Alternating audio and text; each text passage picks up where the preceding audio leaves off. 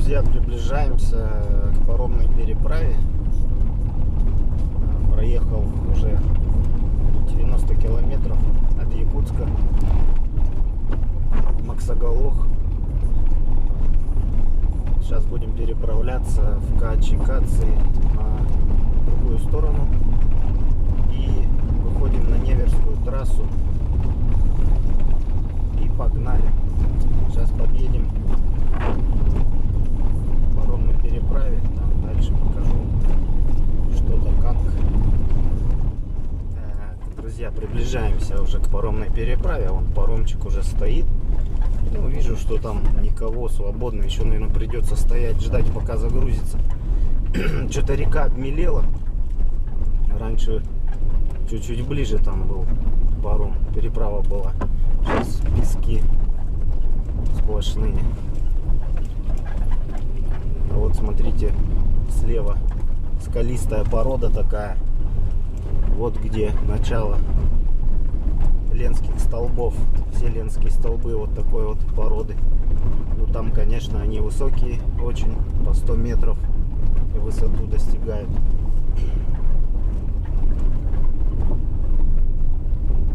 Так, ну ладно, сейчас подъедем, посмотрим, узнаем, что почем. Да будем переправляться. Хорошо, хоть паром маленький, долго ждать не надо загрузки. Вон один пошел паром. Вон он. Один пошел, не успел маленько. Ну ладно, будем ждать. Будем ждать. Постоим, кофеечку, может быть, попьем. Сейчас посмотрим. Тишина, никого нету. Будем ждать. Никого нету. Паром он ушел. Ну, думаю, час, наверное, точно тут торчать, если не больше. Я первый. Ну вот, друзья, наконец-то отплываем от берега. Простоял я на переправе. Приехал в 9, время без 15:12. Вот так вот в Максоголохе работает переправа. Ну, машин нету, непогода, дождик. Поэтому сезон закончился отдыха и кемпингов. И поэтому и машин нету. Ну все, плывем. Или идем, как правильно. Идем, наверное, будет лучше, да? Прощай, берег. Прощай, правый берег. Да здравствует левый берег, да? Смотря с какой стороны посмотреть. Когда еще сюда вернусь, не знаю. Может быть, никогда. А может быть, в гости приеду. Все.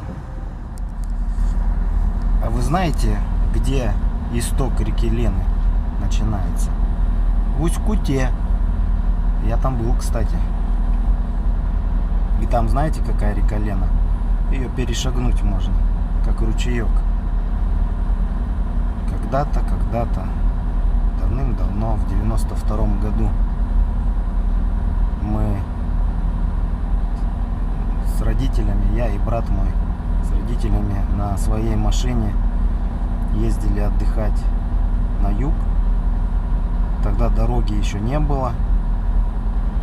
И мы плыли по реке Лене на пароме 12 суток или 13 даже суток мы только плыли против течения. И в Усть-Куте она такая узенькая, маленькая речка.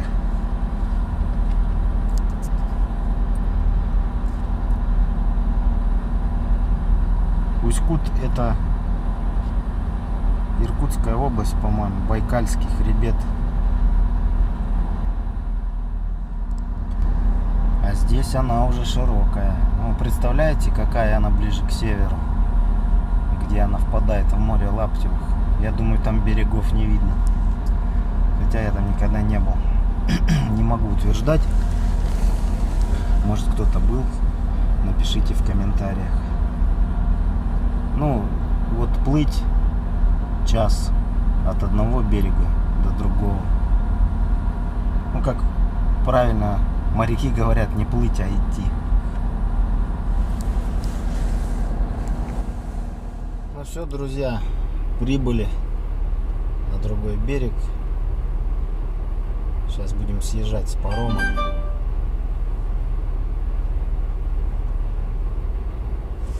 Но здесь вроде и дождь поменьше, что ли. Все, съехали с парома. Так, надо тоже в кустики сходить. Все поостанавливались. В кустики сходить, да. Двигать дальше, что? Путь не близкий. Ну, полдня потеряно. Полдня потеряно на стоянке в ожидании парома. Так, выходим на трассу. Нам на Невер 1055 километров. Ну все, прям на Невер. Асфальт закончился. 160 километров почти проехал. Все, асфальт закончился. Гравийка началась. Не знаю, сколько продлится. Ну, так и будет участок. То асфальт, то гравийка. Короче, шибко не разгонишься. Ничего, потихонечку. Потихонечку, помаленечку. Едем. Дождик идет. Машина уже вообще порося. Машина порося. Грязная.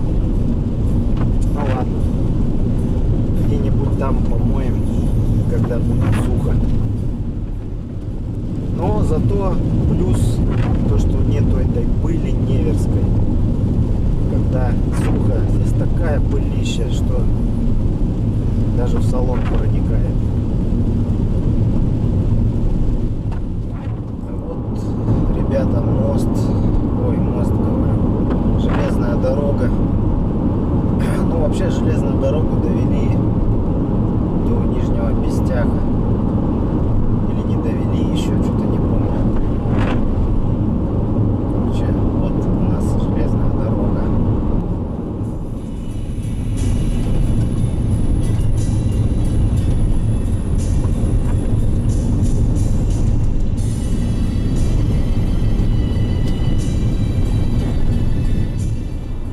Друзья, у нас уже желтеет листья на деревьях. 6 сентября сегодня.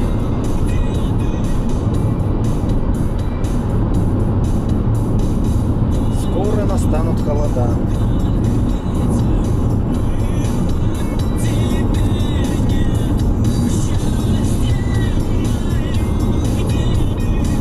А мы будем в Краснодаре.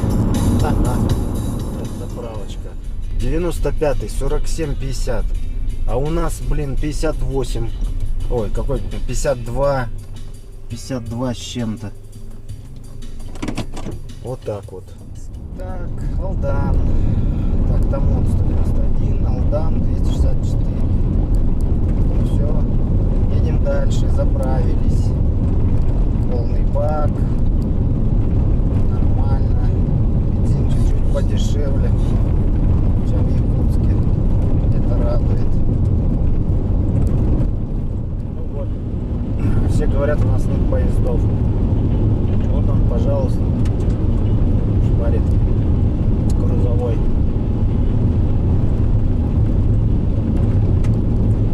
Так, там вот 91. Чутка осталось до того.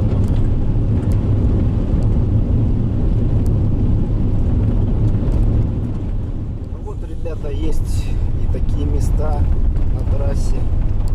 Вот перед Томотом, где-то, наверное, 50 километров осталось. Дождь идет. Дорога вся расквашена, размазана. Если бы вы видели машину, но я потом покажу. Вот еду 50-60.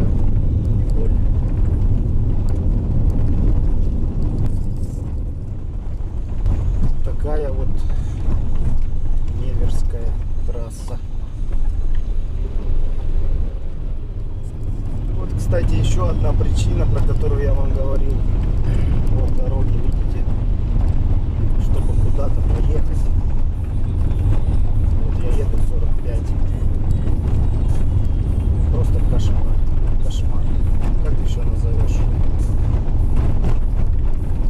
города я отъехал 400 километров, 396. И еду уже полдня. Сколько там?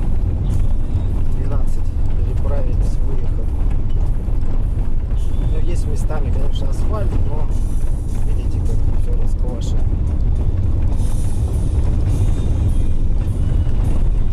То есть куда-то поехать далеко, дорога у нас уже надеюсь, не у нас.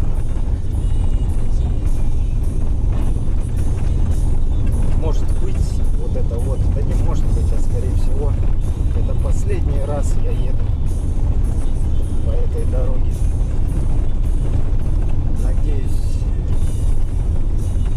больше здесь не ездить. Вот, ребят, Томот проезжаем, добрался кое-как до Томота, вообще грязища, блин. Дожди были, и вся дорога расквашена. Через мост проехали. Ну, Томот такая деревушка, маленькая деревушка, якобы город. Ну вот, друзья, и добрались мы до Алдана. Алдан. Так, нам надо на Невер, значит мы едем налево. Почему стрелка-то рано, да? Это заправка. Нам в центр Алдана не надо. Мы едем левее на Невер.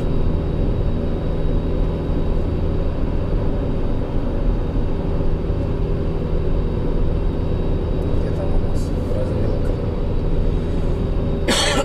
Вот она. Едем по главной. Вот Алдан.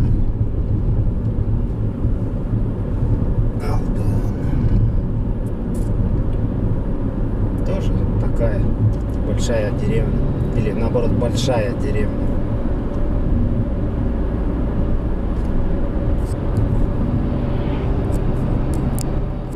Вот смотрите, Алданские горы, над горами какой занавес. Ух, мрак. Сейчас будем скоро проезжать.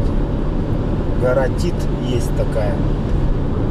Ну, там попозже чуть-чуть подробнее расскажу про эту гору, про эту местность.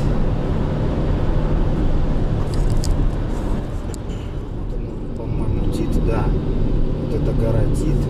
Короче, в сталинские времена сюда отправляли ссыльных добывать уран. Уран добывали, и как бы тут лагеря были в этой местности. Тут постоянно над этой горой туман. Вот такое мрачное место. Сейчас не видно, там туман, а в нем дыра такая обалденная, как бы впадина, что ли. И всегда здесь, сейчас тут асфальт проложили, да? Последний раз я тут ехал, гравийка была. И постоянно здесь зимой, это вот в этом перевале, гололед страшный. Грузовые стоят, шлифуют, ездят с цементом, всякое разное. Ну, сейчас на дорогах стали там песок оставлять, подсыпку, короче, делать.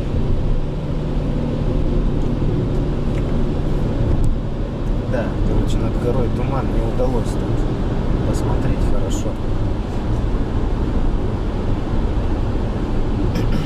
В Якутии циклон, дождей. Поэтому такая погода мерзкая.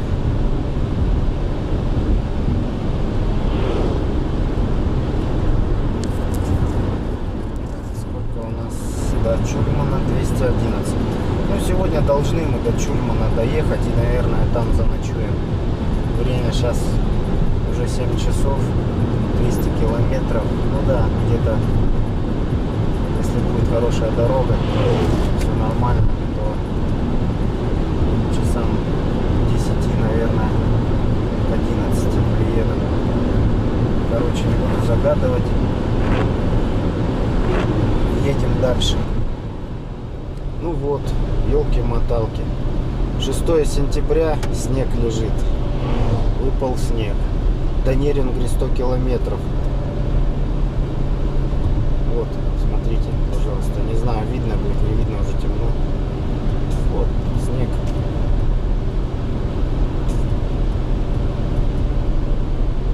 Однако зима началась.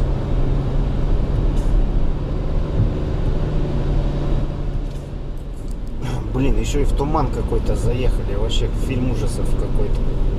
Елки-палки, а. Что-то здесь с погодой не лады. Доброе утро всем. Так, сегодня второй день.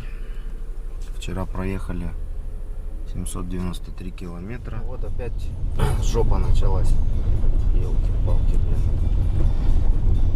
Когда уже закончится-то эта дорога? Смотрите, что творится. Потихонечку. Оп-оп-оп. Потихонечку едем.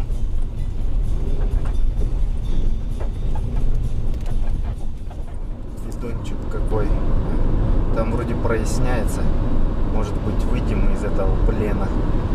Циклон какой-то вообще. Из машины выходишь дубак. Хорошо, пуховик с собой кинул. В гаража.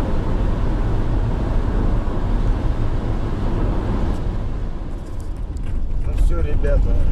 Покинули мы вот граница республики Саха-Амурской. Все, заехали. Амурская область. Границу проехали. Прощай, республика Саха, прощай, Баянай. Так, Тында 96, Невер 265. Все, прям дальше. Так, где бы позавтракать? Сейчас бы яишенки. Эх, яишенки бы и кофеечку. Вот в Амурскую область заезжаешь и сразу природа ощущается другая. Деревья выше. Такие. Густой такой лес, густая тайга. Совсем другая растительность. Видимо, из-за того, что теплее.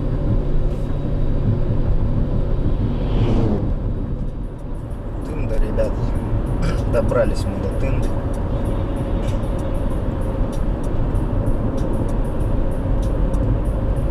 Так, надо здесь позавтракать.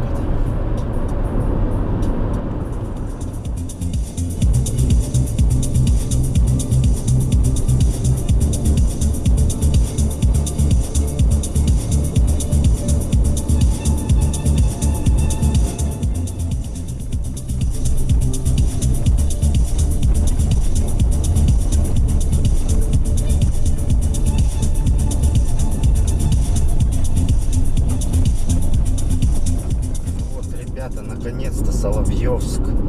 Вот это вот все. Гравийка закончилась, ура. Ад, дорожный ад пройден просто-напросто. Сколько? 1134 километра от Якутска.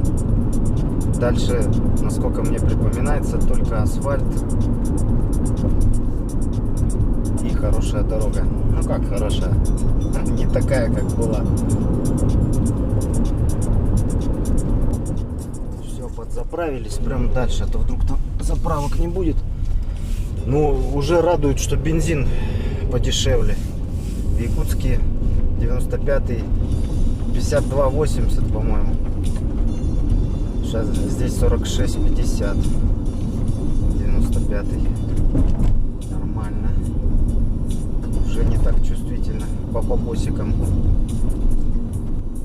Хотел здесь машину помыть.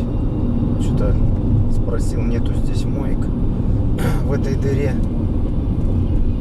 Ладно, машина грязная, блин, ни номеров, ни фонарей не видно после Неверской. Ладно, может там дальше что будет.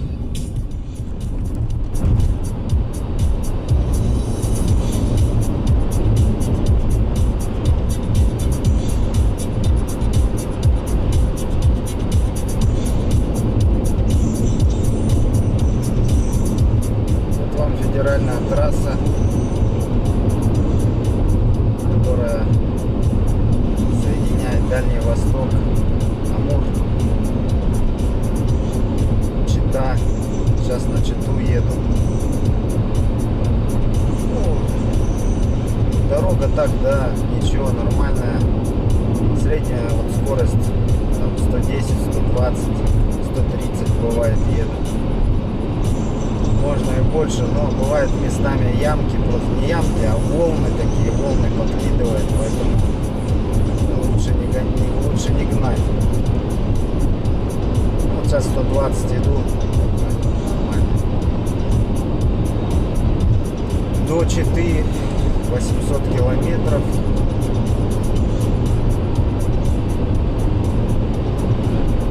Ну, если так все будет нормально, такая дорога, ну она будет такая, я уже знаю, ездил, то к вечеру там, ну, часам к 11 до 4, думаю, доберусь.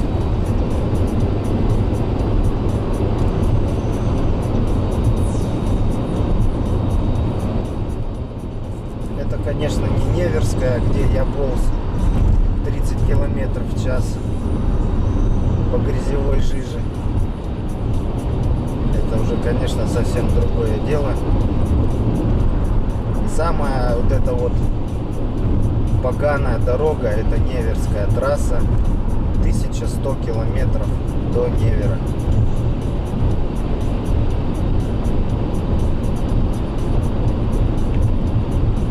Просто ад. Самое сложное это там проехать, а дальше уже, конечно, полегче будет. Но расслабляться нельзя, спать за рулем нельзя. Предстоит еще долгий путь до Краснодара, поэтому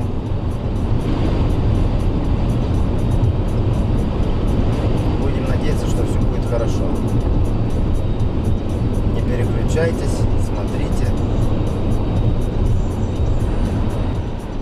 Ребята, немного слов хотел бы сказать про автомобиль, на котором я путешествую, так сказать. Значит, машина микроавтобус, или минивэн, как их сейчас модно называть. Но я считаю, что это не минивэн, я считаю, что это микрик. Nissan Sirena, 26-й кузов, 2011 года выпуска, 4 ВД. Вот. Пока вот за всю дорогу, а проехал я вот 1618 километров, никаких минусов вообще не обнаружил. Никаких поломок не было. Маслице только с утречка проверил и поехал дальше.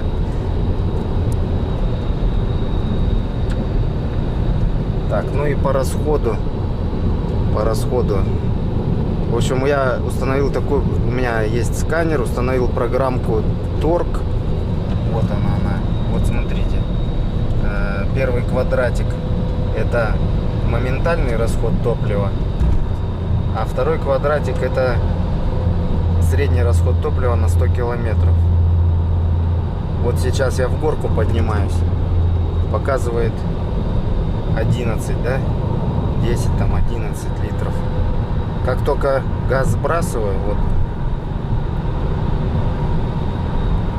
газ сбросил, то вообще показывает литр и 4.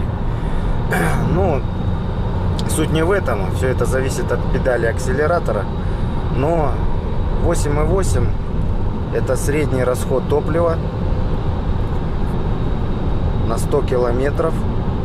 При скорости, вот я еду 124, 125, ну 120 где-то так держу я стабильно. Вот сейчас поднажал на педальку, 8,9 уже показал.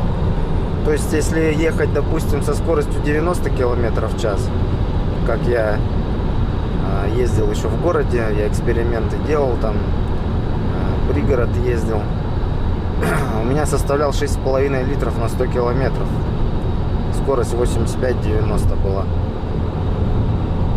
Ну, в общем, в дальнейшем я, конечно же, хочу ролик снять про машину. Все подробненько рассказать.